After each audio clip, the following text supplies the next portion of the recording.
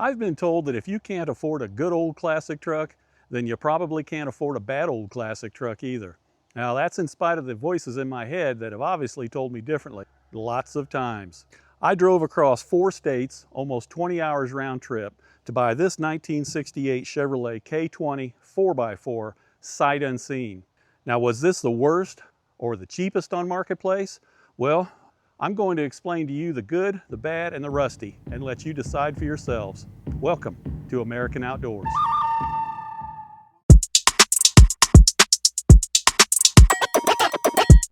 Now, I found this truck almost completely by accident, and honestly, I had almost quit searching. I had found 3 listings that I was interested in. The first one, I made contact with the seller, and I told him I'd take a day to think about it. Well, in the meantime, another buyer came along, flew 7 hours in, rented a hotel room, and bought it the next day. The second one sold within several hours of posting, and the third one, they never got back with me. Now, I did look at some others, but they were either too far away or they were too far gone. And honestly, what I wanted was something that was as close to original as possible.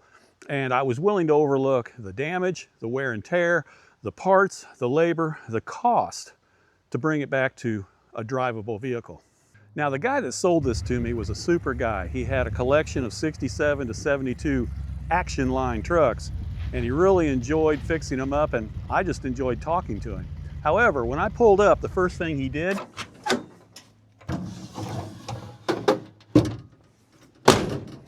he rolled down the window.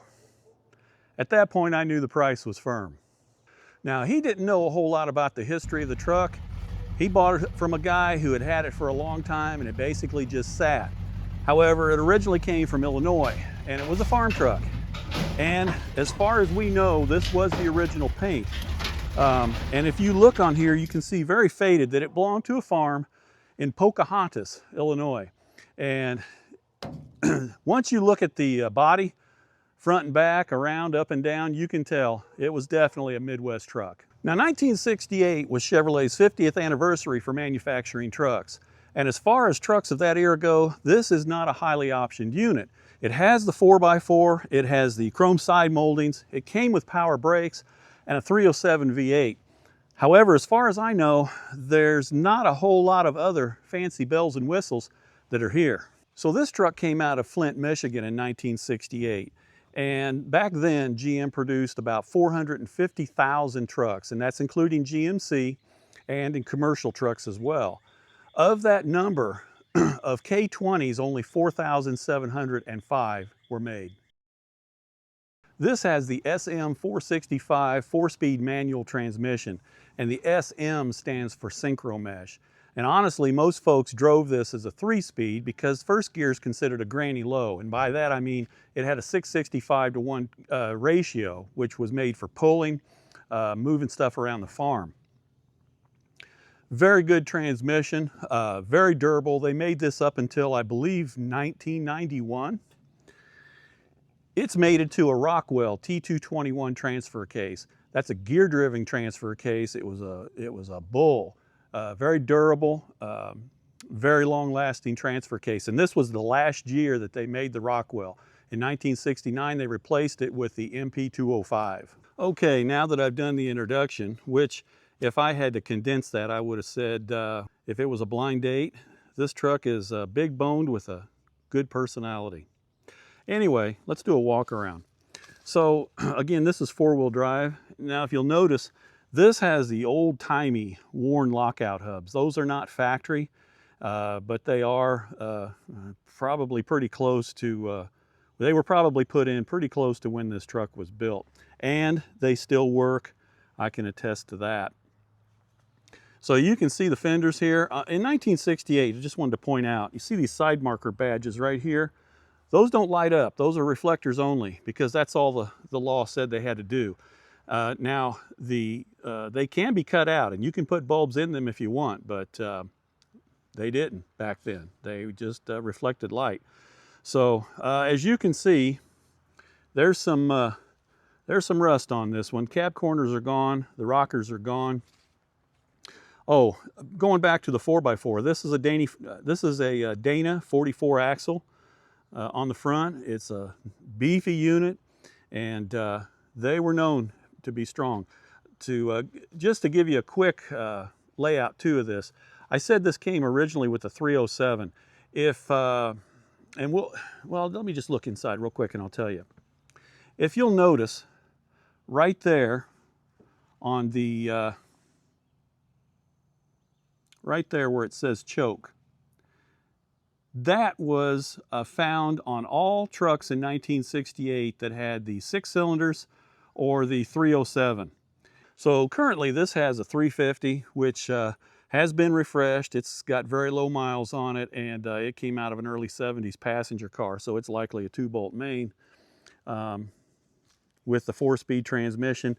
And the rear end has a 410 gear, which was factory. I think back then they came with 373s, 410s, and maybe a 456.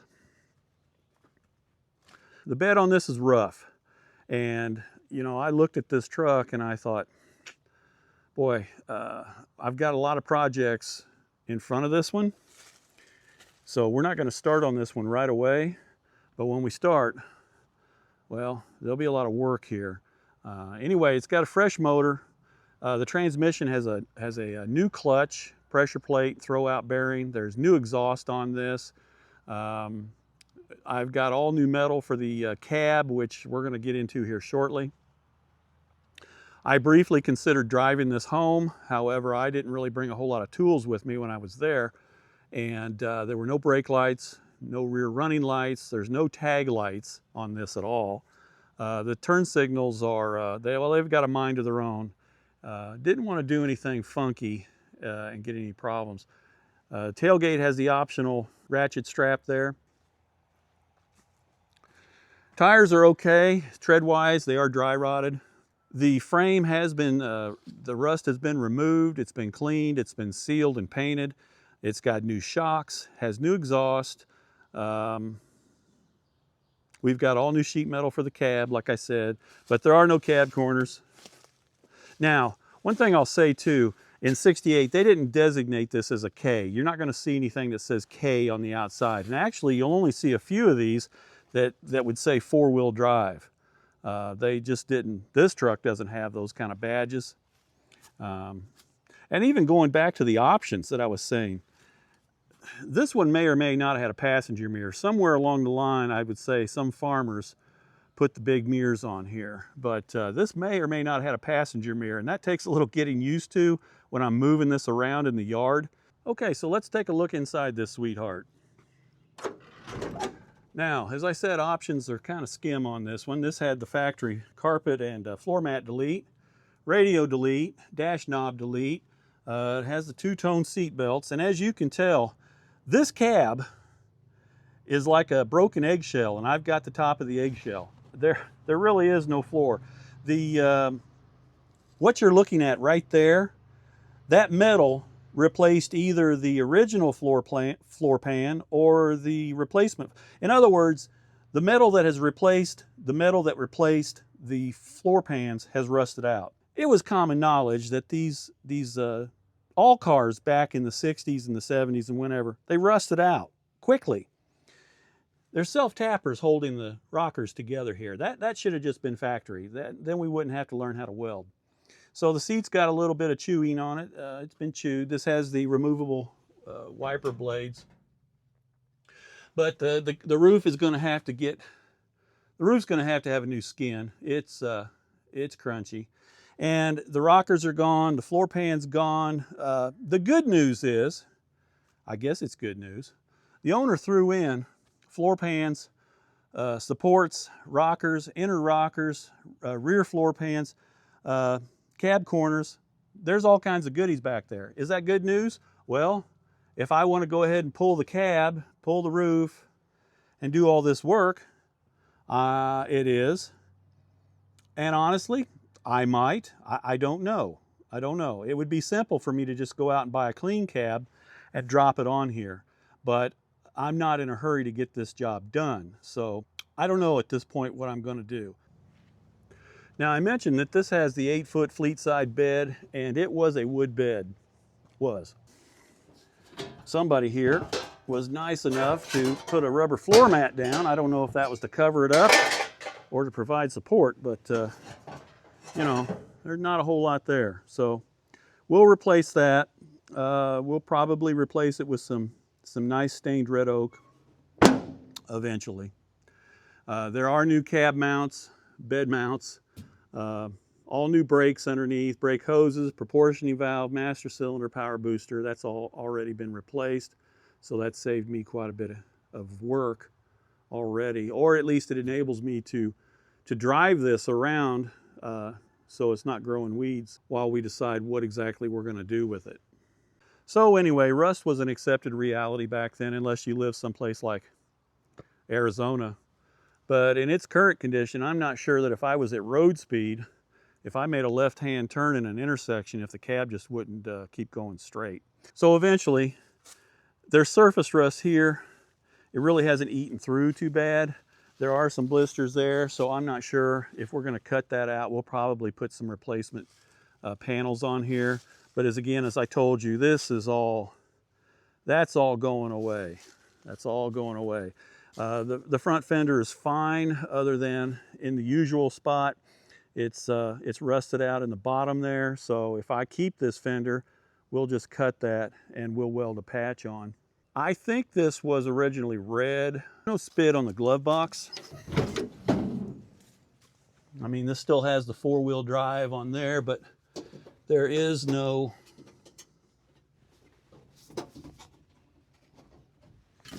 well, I can't, there we go. Yeah, it's long gone. Actually, there's no glove box. So let's pop the hood. And I'll show you what's cooking. So like I said, this is a 350 and we've got a new master cylinder, all new lines, new proportioning valve, new booster, all the lines in the back. Yes, folks, this is still drum brakes. It did not have a disc brake conversion. It's got the 8-lug 16-inch wheels, which will probably return to the original 16 by, I think they were 6.5, and we'll just get the dog dish poverty caps and put on there. But anyway, so this is a 350. It's got an Edelbrock carburetor on this, which I'm not a fan of. I'm a quadrajet guy. I just know how to rebuild them. I know how to get them to where it's you know, about 4.5 pumps and hold it halfway down to start it. Heater core has been bypassed.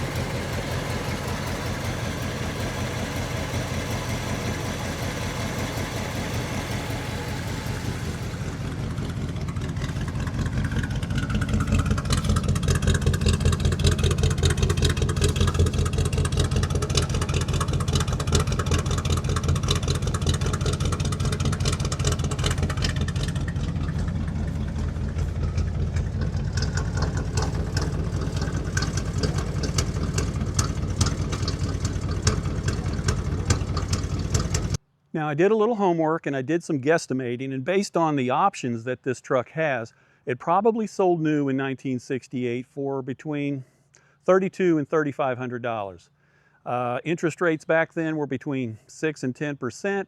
If you put $500 down, you probably had a monthly payment of around $90 a month. Now, $3,200 back then would probably translate in today's money to around $32,000. If you compare the new trucks that sell for around $60,000, well, that's probably as far as the comparison goes, because these are in no way similar to what we have today in neither comfort, powertrain, or function. I would just say function primarily. In 1968, you didn't go out on a Saturday night in a 68 truck. These were work trucks, commercial trucks primarily, farm trucks.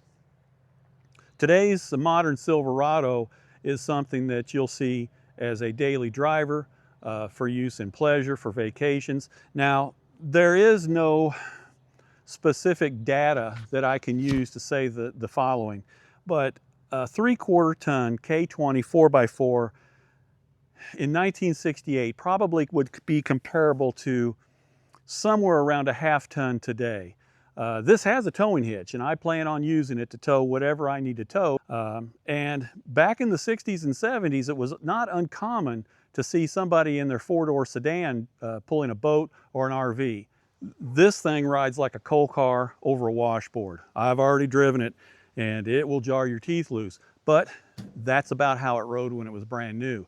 So it doesn't match anywhere close to the comfort and the luxury of a modern, even a stripped down bare bones Silverado, if you can find one. I'm not going to compare a 350 or the 327s to a modern LS, although the new four-cylinder turbos that they're putting in the new Silverados and the 6.2, well, there's been plenty written about those. That's for another video. This truck will not compete in terms of luxury, comfort, ride, stability, steering, braking, engine performance, gas mileage, emissions, none of those. But it does beat the new trucks in one thing: fun. Oh yeah, no tilt steering. The average guy in 1968 might have been 5'10" and 160 pounds. The modern man or gal will struggle to get behind one of these wheels in this seat. So what are our plans for this truck? Well, this truck is going to be a driver. So when we get to it, and it will be down the road, we're not going to LS it. We're not going to put theater ropes around this. It will not be a garage or a trailer queen. This will be a driver. It will get used. Whether we use it around our homestead hauling hay, straw, feed, lumber, whatever, whether we pull a trailer with it, it will get used. But it will be what I consider driver quality. So we're going to fix the cab, we're going to fix the metal, we're going to make sure that it runs, it's dependable. We're going to redo the interior. It'll get a new dash pad, all new gauges. We will rewire this truck, reupholster the seat. It will be a nice driver quality, have fun, not worry about dings and dents type of truck. So I hope you enjoyed this video. If you've got questions or stories about your own K20 or your K10, put them in the comments below and I'll try to answer. But as always, thanks for watching and we'll see you again soon. Bye-bye. This concludes our broadcast day. Good night and God bless America.